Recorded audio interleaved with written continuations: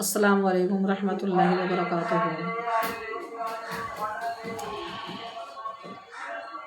جب ہم سحری میں اٹھتے ہیں تہجد میں تو پہلے 12 کل سے پڑھتے تھے تہجد کی نماز، ہر رکعت پر 1 کل گھٹاتے تھے،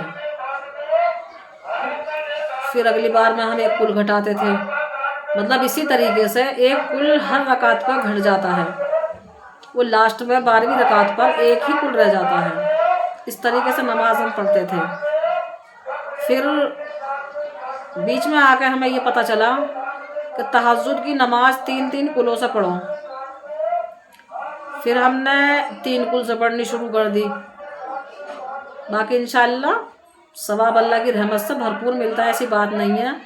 اگر ہم نے 12 کل سے شروع کری تھی، ثواب اللہ کی ذات سے ہمیں امید ہے پوری، اس کی ذات سے امید لگا کے ہی تو عبادت کرتے ہیں کہ اللہ ہم نے تیری رضا کے لیے کرا جو بھی کرا۔ تو پہلے ہم 12 کل سے پڑھتے تھے، اب ہم 3 کل سے بھی پڑھ لیتے ہیں۔ باقی جو پورا مہینہ ہے ویسے تو 21، 23، 25 اور 27 اور 29 یہ شب قدر رہتی ہیں۔ باقی جو ہے سمجھنے کے لیے پورا مہینہ شب قدر کا ہے، وہ 20ویں روزے کے بعد شروع ہوتی ہیں شب قدر، جو الگ الگ دن سے ہوتی ہیں، جیسے 21 تاریخ کی ہو جاتی ہے، پھر 23 کی ہو جاتی ہے، اس طریقے سے۔ باقی شب قدر پوری رات کی، پورے دن مہینے کی ہوتی ہے رمضانوں میں۔ تو شب قدر کا مطلب یہ ہوتا ہے کہ تہجد کے ساتھ ساتھ ہم کچھ نفل شب قدر کے پڑھ لیں، تو اس میں ہمیں 2 نفل 7 کل سے پڑھنے ہیں شب قدر کا نام لے کر،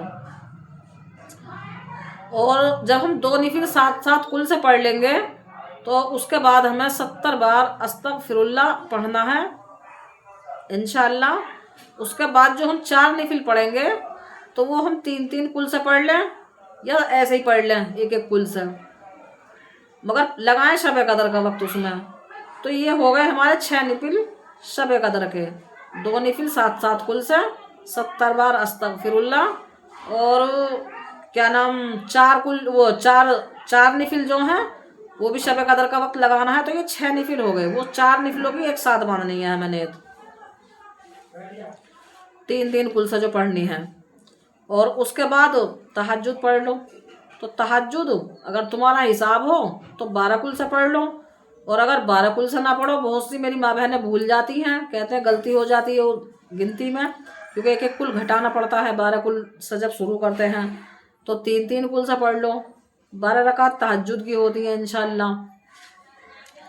اور اس کے بعد تو اللہ کی رحمت سے سحری کا ٹائم ہو جاتا ہے، سحری میں کھانا کھاتے ہیں، وہی وقت ہو جاتا ہے، اذانیں شروع ہو جاتی ہیں فجر کی نماز ادا کرنی پڑتی ہے، پھر نماز اس کی فجر کی نماز ادا کر لو۔ تو یہ جو پورا مہینہ ہے، یہ پورا مہینہ شب قدر میں ہی لگتا ہے، کیونکہ یہ برکتوں والا مہینہ ہوتا ہے، سال میں 1 بار آتا ہے۔ اور ایک اس میں تو یہ بتایا جا رہا تھا کہ جو یوسف علیہ السلام تھے وہ 12 بھائی تھے، تو جیسا وہ 12 بھائی تھے، اسی حساب سے یہ 12واں جو مہینہ ہے اسی حساب سے گنتی میں آ جاتا ہے۔ تو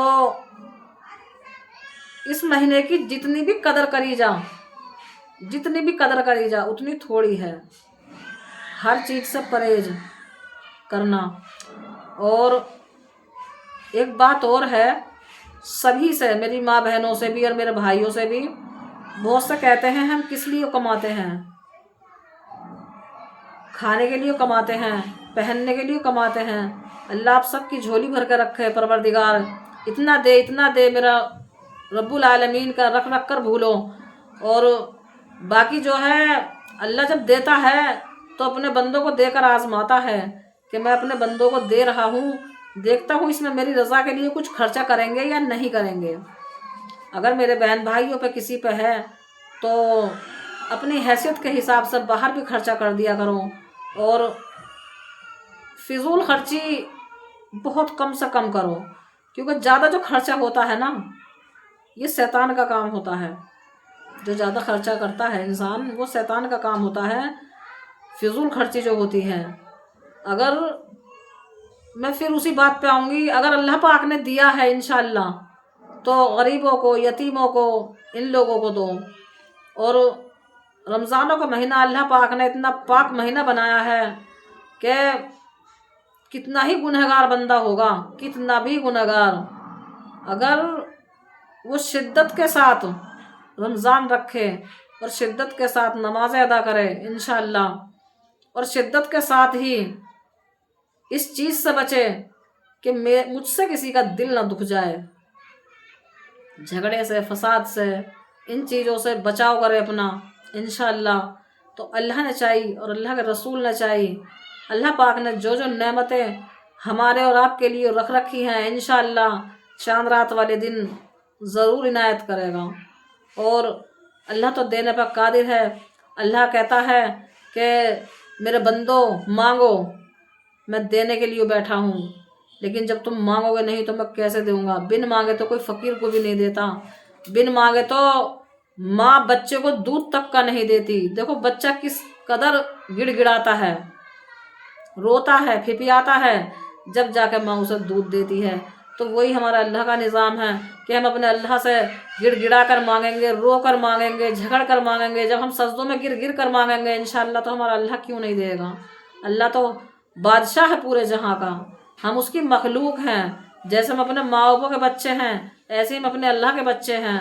کہتے ہیں نا کہ 70 ماؤں سے زیادہ پیار کرتا ہے اللہ ہمارا ہم سے، لیکن ہمیں اس چیز کی قدر ہی نہیں ہے کہ ہمارا اللہ ہم سے کیا چاہ رہا ہے۔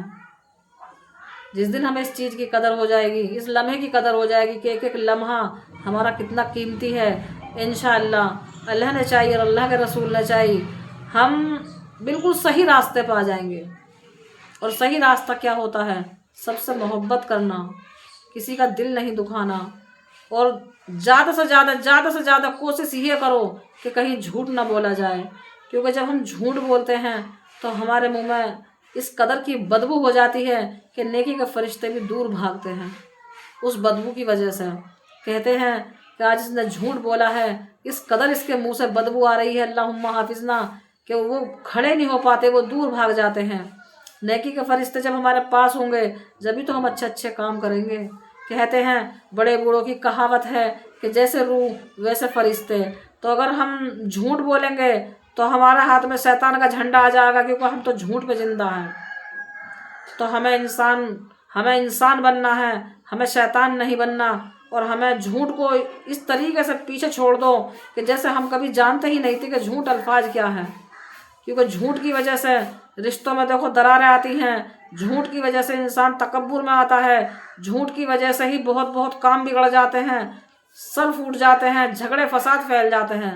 یہ جھوٹ اتنی بری بلا ہے، اس بلا سے دور رہو۔ اور میرے بہن بھائیوں اپنا بھی خیال رکھو انشاءاللہ، اور ہمارے بھی لیے دعائیں کرتے رہا کرو۔ یہ نہیں کہ ہم پڑھتے ہیں یا رکھتے ہیں روزے تو ہمیں کسی کی دعاؤں کی ضرورت نہیں ہے، نہیں، آنے والا وقت اللہ پاک آپ کا بھی بہتر بنائے اور ہمارا بھی بہتر بنائے، اور آپ کی ساتھ کی ہمیں بہت ضرورت ہے انشاءاللہ۔ ہماری ویڈیو کو اتنے دن ہو گئے چلتے چلتے، مجھے کسی سے کوئی شکایت نہیں ہے، اللہ کی رحمت سے جو نصیبوں کا ہوتا ہے وہ ملتا ہے، لیکن مجھے آپ سے باتیں کرنا اچھا لگتا ہے۔ اور انشاءاللہ اگر میری باتیں آپ کو اچھی لگتی ہوں تو انشاءاللہ ویڈیو کو لائک کرا کرو، شیئر کرا کرو، اور ہمارے حق میں دعا کرا کرو انشاءاللہ۔ اور آنے والا وقت اللہ پاک آپ کا بھی بہتر بنائے اور ہمارا بھی بہتر بنائے۔